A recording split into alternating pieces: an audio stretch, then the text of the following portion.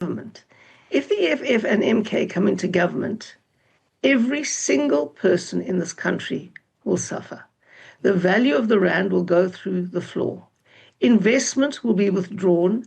Your pension will be worth a fraction of what it's worth now, and unemployment will skyrocket. Well, I think we will, cross that bridge when we get there, but we can say for sure we will defend against that motion. And I can say with certainty that motion will not pass in the House. And if the DA decides to do that, they're essentially saying that they've walked out of the government of national unity. We know that they've been planning, or a particular group within the DA have been planning the matter of passing a motion of no confidence. We were expecting that was... Unemployment will skyrocket. That is what we know will happen if the EFF and MK come into government. And we promised South Africans that we would not let that happen. We're not going to make it easy for the ANC to ignore us by simply walking out. They're going to have to fire us, but we're very close to firing the president. Very close. Spoken about. But we do want to say that should they take that course of action, the ANC is very ready to make sure that we defend. Look at how the president was elected by the House.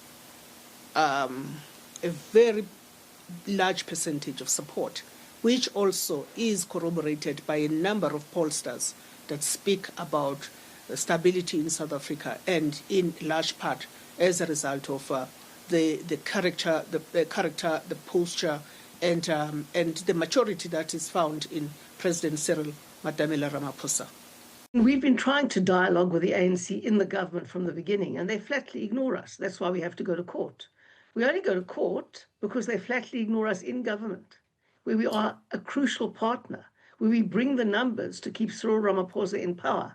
They flatly ignore us. They carry on as if they've got a 51% majority, which they don't have. And we are not going to make it easy for them to bring the EFF and MK into government. If the EFF and MK come into government, every single person in this country will suffer. The value of the rand will go through the floor. Investment will be withdrawn. Your pension will be worth a fraction of what it's worth now, and unemployment will skyrocket. That is what we know will happen. And do that. If President Ramaphosa does not want to lead properly and does not want to get rid of corruption in the GNU, the Democratic Alliance will fulfill that role. We will not falter, we will carry on, and we will do that. Okay, it is time that we root out corruption at all levels, and we cannot allow money to be spent by people that you cannot trust with that. So what we're insisting on is President Ramaphosa, replace those ministers with reliable, trustworthy people from your own party, from any party, but people that can be trusted with the money to be spent towards services for the community. I wouldn't know because I don't work in the presidency, but we can say and see, we hope the president is doing exactly that, to go and represent our country in Spain and doing the work, that much needed work that we need to do in the geopolitical environment, and also considering the fact that under his presidency, South Africa's posture and standing internationally has remarkably increased.